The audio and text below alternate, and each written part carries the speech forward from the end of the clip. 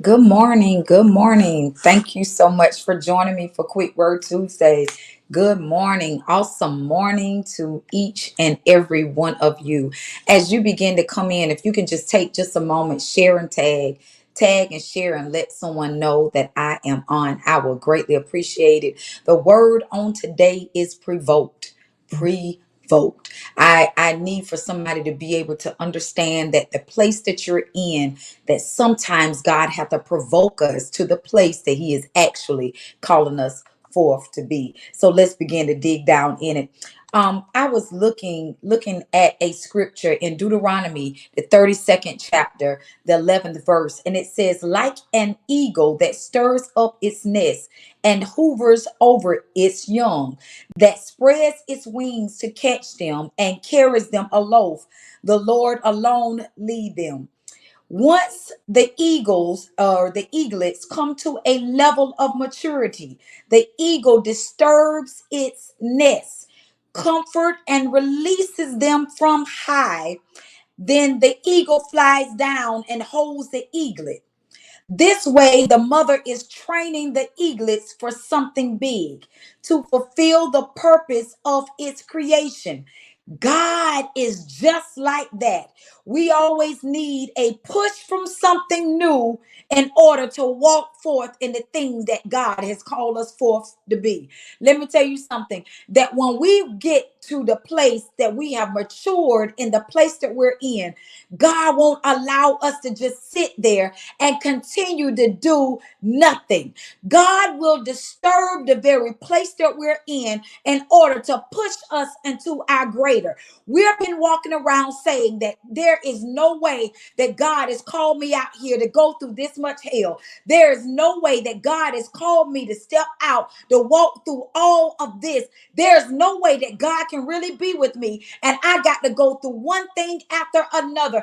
And right here in Deuteronomy 32 and 11, he is letting you know the same way the eagle pushed out the eaglet in order to move forth and operate in the thing that he was created for. God does the very same thing.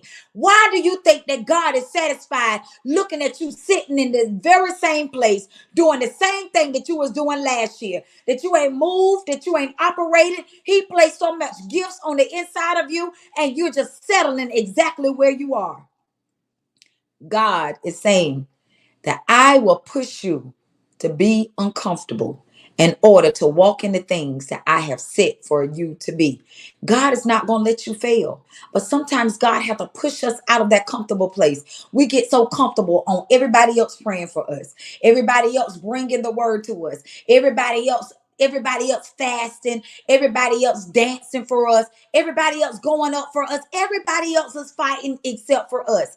There's too much potential on the inside of you. And God is saying, I will have to disturb where you've been comfortable at. I have to disturb you. I have to shake you up and let you know that there's something greater out there. And I won't let you be satisfied where you are, because I put so much more in you. Look, you're bigger than that. You're better than that. You're greater than that. Yes, you are. And you've been settling exactly where you are instead of tapping into your full potential. Even Hannah, God knows Hannah went through something dealing with Peninnah, but if it wasn't for Peninnah picking at her, pushing her, provoking her, she would have never tapped in not only to the intercessor that she really was, but also who God has really created her to be, and was to be the mother of Samuel. There's so many people depending on you to push. There's so many people depending on you to make it through this. I know it's been tough, but guess what? You got to be provoked into purpose, because if not, we'll stay settling exactly where we are instead of moving into the things that God has called us forth to be. Job in the Bible was a very successful man, God-fearing man, great family, wonderful wife, and great business. But guess what? Job too had to go through in order to receive his double. Job wouldn't receive his double until his nest was provoked. He would not stepped out and been able to see his ladder being greater than his past until he was provoked. And we thinking that I gotta go through all of this. There's nobody in the Bible that had to suffer through nothing.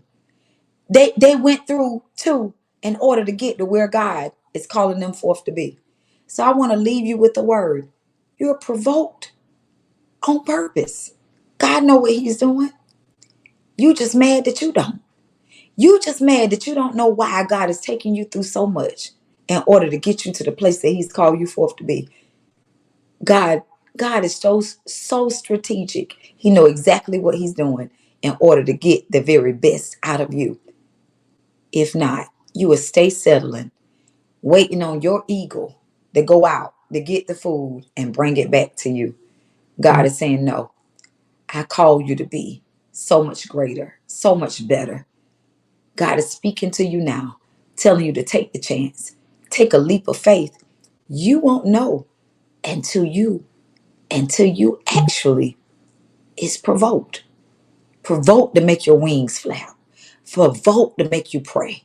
Provoked to make you prophesy. Provoked to make you sow, to make you give, to make you tithe. Provoked into this place. Because if not, you will stay settling, living beneath your means. Somebody said to me, I don't have to do all of that because I'm already blessed. Well, if you think that you're blessed now, what if God was really provoking you to get to so much more? What if you just been settling for the bare minimum and God is saying, I called you to really have so much more than what you already have. You just never tapped into it. Never tapped into it. I want to speak into somebody's life on today because you might be just like me. I'm telling you, I knew that I was being provoked. I didn't want to do it. I didn't want to walk into it. I did not want to possess it. Absolutely. I did not want to do it at all. But let me tell you something. God dried up everything that I had in order to provoke me to walk into my purpose. I was listening to another pastor and he said the very same thing. He said, I did not want to do it. I didn't want to go. He said, as a matter of fact, I started telling God to get somebody else to do it. He said, God started allowing everything around me to dry up. Everything around me shifted to less until I told God yes. And so I want to say to you, stop running thinking that you can't accomplish it, that you can't do it, that you can't be it, that you can't have it. Maybe God is telling you that you have outgrown the place that you're in. Listen, labor pains come because the baby have outgrown the place that he or she is in. And it's now time for them to move to their greater. How you would know that this is God? Because it hurts so bad staying where you are. I hope somebody got that. How you know it's God? It's because it's hurting you so bad to stay where you are. It's not comfortable. You don't like it. You don't like it. You've crying. You cried and cried. You've prayed and prayed. Not one word has come to you telling you that it's time, because he already told you that it's time. God have already repeated himself over and over and over and over and over to you. Sister Lisa, Sister Michelle, Sister Wanda Abraham Addison. How many times God got to keep telling you?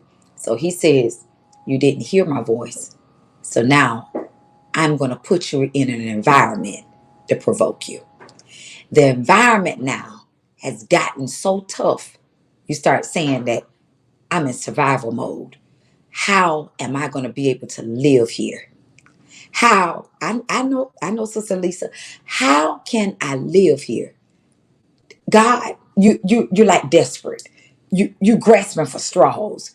You grasping for straws, trying to figure out how can this place become comfortable. It will never be, because God is saying, I call you from out of that place. You're the only one that's trying to stay there. I've called you to someplace greater. You just refuse to go. So I allowed you to be provoked in order to make you walk into the destiny that I have set for you to walk in. For you to walk in. It's not going to ever get comfortable when God has called you to leave. I pray that Quick Word Tuesday has been a blessing to you.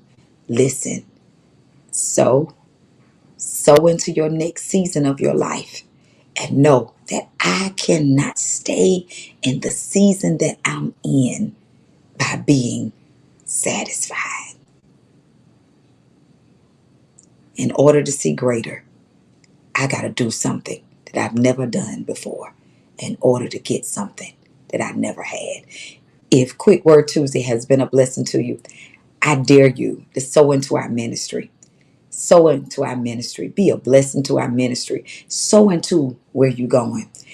Sow into where you're going and watch what God do in your next. Have an awesome and wonderful day. I see you back this afternoon as we go forth in our prayer and in our Bible study this afternoon at 6. Join us. If you can't catch us on live, don't want to catch us on live, and you said that I want to be in the building, show up in the building. Show up in the building, because I promise you that God is going to do something to stretch you so that you'll be able to flap your wings into your next. Have an awesome and wonderful day.